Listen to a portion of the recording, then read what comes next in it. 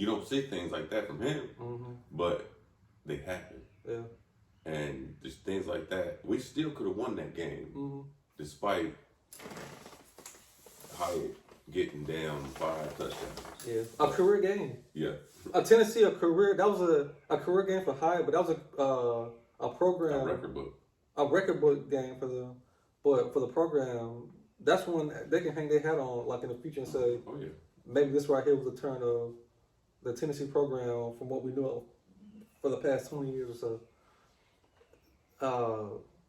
But going back to the defense, when I was talking about how the offense was kind of complicated, I feel like the same thing. What the defense requires to be great. I feel like we got to have, let me not say I feel like, I know we got to have like elite corner play in order to be successful on our team.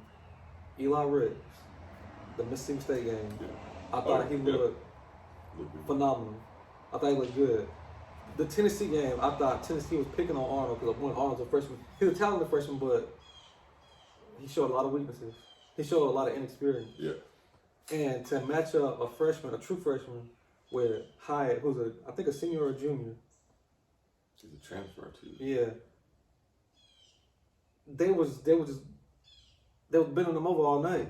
They were saying you gonna get there. Yep.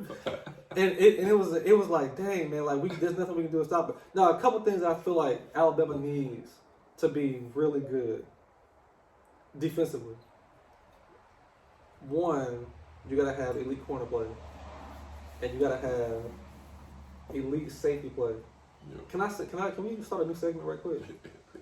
This is a new segment called "Let's Call You Out." I'm calling out Jordan Battle and freaking Arnold. Let's start with Jordan Battle. I do not like Jordan Battle as a safety. Just a little small things that annoy him. The 27 headbands or wristbands on his arm when he's out there playing. I don't want that on my safety. I need somebody who, if you got that much thought to put that many sweatbands on your arm in a game, where's your mind at for the game? You cannot, I can't take you serious. Maybe you sweat a lot. No, get a towel. Get a towel. But I feel like Battle isn't the hit stick. Like, there was so many plays in the Tennessee game where I saw receivers going to the middle. Let your presence be known. I remember 2015 or 16, 2 different positions with Reggie Ragland and Jordan Battle. But I remember Reggie Ragland, this is after we had lost to Ole Miss when we played Georgia that one year. There was a play where a receiver came across the middle and Reggie Ragland just stumped somebody. They didn't go across the middle no more. Like, we need somebody who's going to make you feel their presence in the middle to where these receivers are going to be timid to cross the middle or do them underneath the routes. I feel like we don't have a legitimate safety presence. Heck, a Tony Brown, I feel like would have laid a hand on somebody and been nasty and aggressive. I just want to see that physicality. I think Alabama defense requires a really extreme physicality, but you got to be also here mentally. That's why I feel like Mika Fitzpatrick flourished in the defense. Yep. Or even Levi Wallace. Levi Wallace is smart. He was a walk-on. Yep. But in my opinion, he was a good corner. And he's still doing good in the NFL for the Steelers.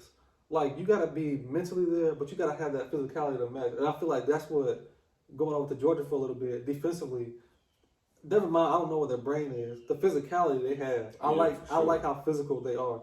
They play really physical. But at times, you see some of the brain trust in them because they play smart. Like, you don't see a lot of blown coverages at all with them. And I feel like with us, you just see a lot of busted coverages. And it frustrates me because, not to stay on Georgia, but of course they do have blown coverages, but they don't have a lot. It's not a lot. And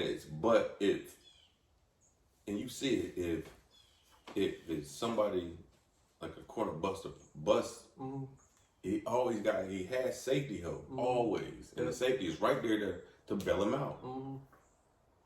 We don't have that.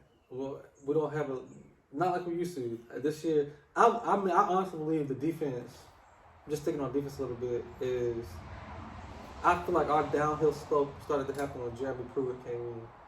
I like Jeremy Pruitt. This is my personal belief. I don't know if I ever told you this. But I saw a slip in the way we played defense when Pruitt came in as a D coordinator. Once Kirby left, Pruitt came in, and I think he got the job at Tennessee. I didn't see us play like that nasty, ferocious defense like I was used to when Kirby was there. So what do you think that's just I think it's been. that's taught or that's him? I think a good teacher.